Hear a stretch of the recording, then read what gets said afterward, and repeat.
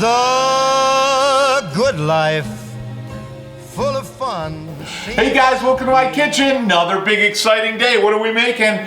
I'll tell you what we're gonna make. We're gonna make something, it's simple, it's fun, it's easy, it's absolutely delicious. Brings me right back to the kitchen with my grandmother, and that's homemade bread. If you can get some bread made in your own oven with that crust and the smell, it's unbelievable. It's absolutely delicious. So I want to show you a great recipe from the family. I also want to show you some simple techniques that absolutely make it delicious and fun, and something that you can do on a regular basis. All right, so let me go over ingredients. Really fun, really easy.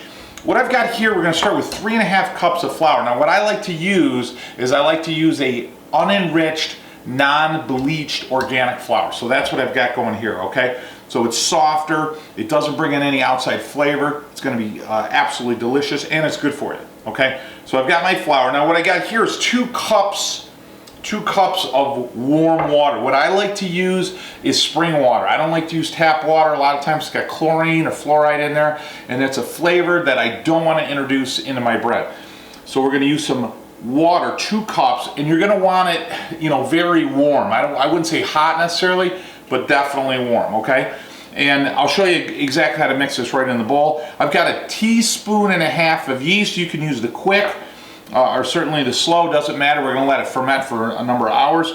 I've got 2 teaspoons, and I'm gonna say heavy teaspoons. I like it a little bit on the saltier side, and I use a gray sea salt, so it's not gonna give you a bite of salt. You know, it's more briny. I use 2 fat teaspoons of salt that will mix. And then what I'm going to use is 1.5 teaspoons of honey. Now the honey I use is locally grown, it's organic. The honey will not be a flavor that you can even pick up, but I like that when I mix it in with the bread, because what it's going to do is it's going to give that yeast just a little extra something to kick on. You don't have to add it if you don't want to add it. Certainly the carbohydrates in the flour will do it, but I like it. It gets it going a little bit faster, and it gives me a better ferment, because I'm going to let it ferment for a while. And then last but not least, some great olive oil. Now I've got 3 tablespoons of olive oil. Again, not an ingredient you have to add. My grandmother always added olive oil essentially to everything. You guys know I got a shameless plug if you watch any of our videos. So I own a farm, bought a farm a number of years ago in Italy, in Puglia, Italy, East Coast Adriatic side. And we've got about 1,000 olive trees. And now we co-op with a group of farms to bring you, I truly believe, one of the best olive oils on the planet. So it's an Ogliari variety, it's grassy, it's earthy, it's got a little pepper kick to it. It's something you can grab right on our Facebook. It's all Italian olives. It's grown right, like I said, right in Puglia. So if you go to Facebook, Cooking Italian with Joe, you can go on Amazon, punch in Vito and Joe's extra virgin olive oil after my 2 sons, or you can go right on our website, which is Cooking Italian with Joe. Grab yourself a bottle. I've got the oven going, you know, at 450, no more than 500. Most ovens, home ovens, will go about 450 degrees. So I've got the oven going, and then we're going to use this, okay? So we're going to use, if you will, the Dutch oven. Cast iron, it's going to have a top, and that's going to allow steam to be trapped within, and that's what's going to give you that crust, okay? Now my grandmother used to use cast iron pan, so don't fret. If you have one of these, it'll be fine. You're still going to put your bread, your dough inside here, right? And then you're going to put another cast iron pan or pot on the bottom, and right when you put your bread in, you're going to put a couple of cups of water, and that's going to create the steam to give you that beautiful crust. This you don't need to worry about, because the steam from the bread dough, if you will be trapped in here, and that'll give you that crust. So I've got the oven going. I already started it. It's going to typically take about 30 to 40 minutes, sometimes an hour for an oven to hit that high temp. So this thing's already at 450. I'm going to throw this in. I want to preheat it.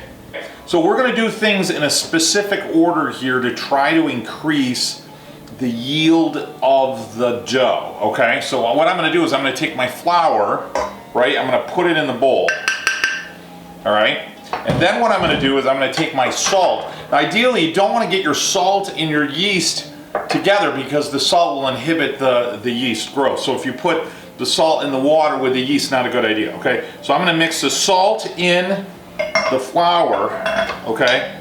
And I'm going to mix it up first so it's dispersed.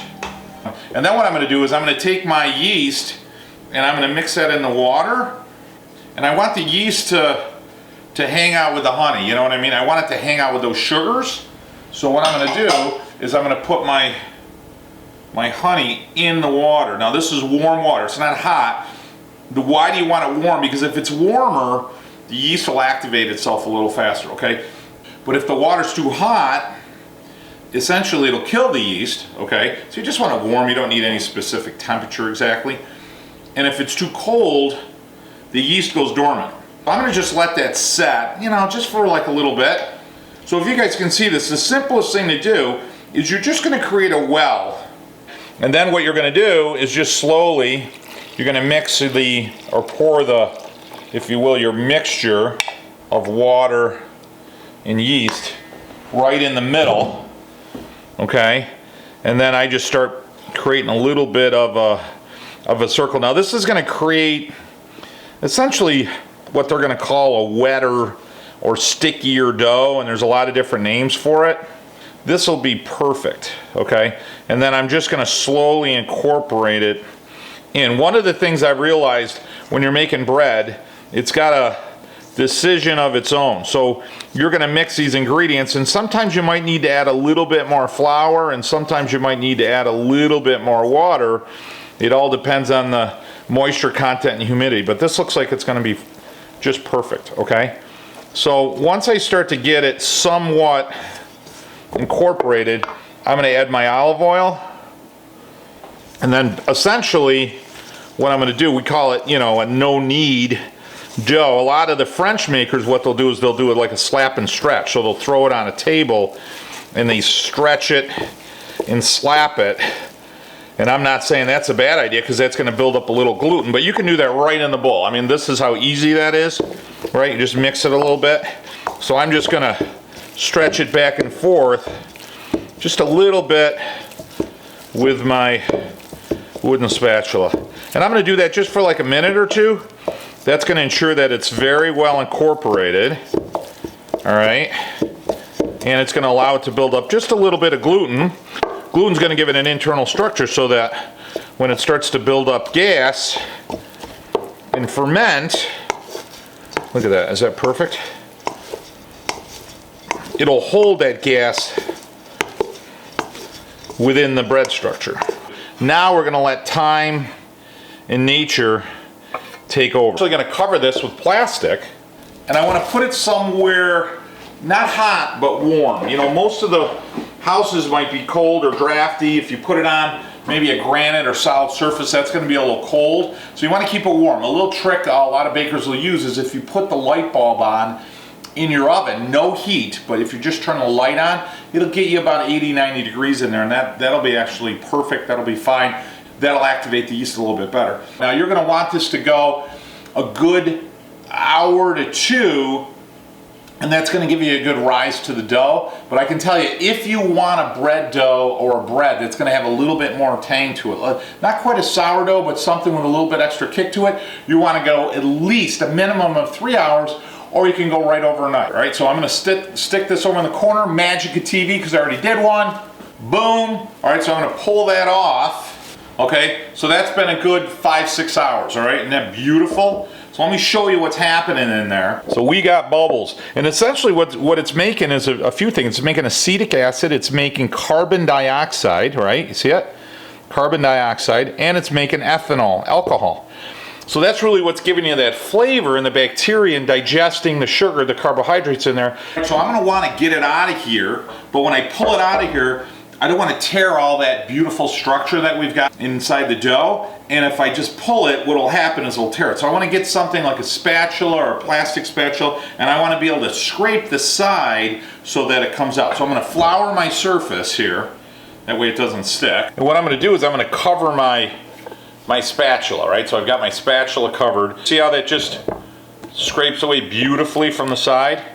And then, again, you don't want to play with it too much because you don't want to lose that aeration that you got from the ferment. So what you're doing here is you're just pulling the bottom in. So again, get some flour on your hand so it's not going to stick. You don't want to coat it or cover it with a lot of flour, but I want the skin to be tight, okay? So if you push the inside in, like a ball. You see how tight that gets? That's perfect. That's exactly what I want. Okay guys, now real simple. I'm just gonna take a piece of parchment, which we're gonna use, and then what I'm gonna do is with my bread, I'm gonna pop it right in my bowl, okay? And I'm gonna use that to transfer it into the cast iron. Now I wanna let this set, so I'm gonna put a warm, wet towel over the top of it, and I'm gonna let it set for about 30 or 40 minutes. And what that's gonna do, it's gonna let it proof just a little bit more before I pop it right in that cast iron. So what I'm gonna do is I'm gonna grab our pot. This puppy is hot. I'm gonna take this off. Woo! So perfect. I'm gonna set it right in there. Then, like the masters, I always like to do a little cut on the top. So you get a nice sharp knife, and you're just gonna do a slice. So just go quick. I like to do a cross, but that'll allow the place to expand. Now I'm gonna cover that up, and I'm gonna pop it in the oven. We're gonna wanna go, 25, 30 minutes. 30 minutes to the moment. It's like Christmas. Oh, that's perfect. It's got a nice crust on the outside. So I'm just gonna pull it right out. Woo! Like I said, that puppy's hot. Woo! Look at that, is that beautiful? Look at that. Woo! I'm gonna pull it back in. And I'm just gonna brown. I wanna crisp it up a little bit more. If you guys are wondering what that is, it's orange marmalade and mascarpone cheese, because that's what my grandmother used to do. Huh! We're gonna have that in a couple minutes. That's how we test it. It's the only official way to test it. So I'm gonna go about 10 minutes in there. Tell you, the smell in this kitchen, just like being a kid with my grandmother, just awesome. Whoa! Woo, that's hot. All right, so let's pull this over. There you go. You can see how hot that is. There you go. All right. Look at that. That is absolutely perfect. Now the hardest part is you gotta wait. But I'm not gonna wait that long. And you can hear it. All right guys, we're gonna tune back with you in a few minutes. Favorite part, don't miss it. We've got orange marmalade and mascarpone cheese. Mwah! Talk to you in a minute. Been 30 minutes. No, it hasn't. It's probably been like 15. I can't wait anymore. So I just want you guys to, you hear that crust? Oh, it's perfect. And it's hot. Just want to warn you. You're going to see some steam come out. Oh, look at that. Look at that. Perfect. Oh my God. Oh. Now see, some people would just taste it. You know what I mean? That's not what we do here at Cooking and Telling with Joe. We take trips. Now we're not going to go to Italy. Oh, look at it melting right there. Mascarpone cheese just melting. So we're not going to take a trip just to a place. We're going to go to a time. So what I'm doing right now, what I'm doing is I'm going to go visit my grandmother, Caroline Borio. The nicest women you'd ever meet.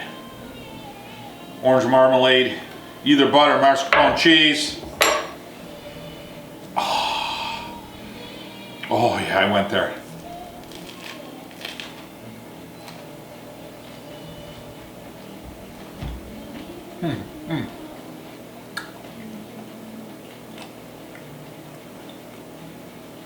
I want to cry. Oh my God. I want to take that like a sandwich, a panini, cut it in half, lather it with butter on one side, mascarpone cheese on the other, orange marmalade, eat it like that. What's that say about me? Guys, don't forget, you know what? Shut off the cell phone, shut off the internet, shut off the TV, shut off the iPad, the iPod, the Android.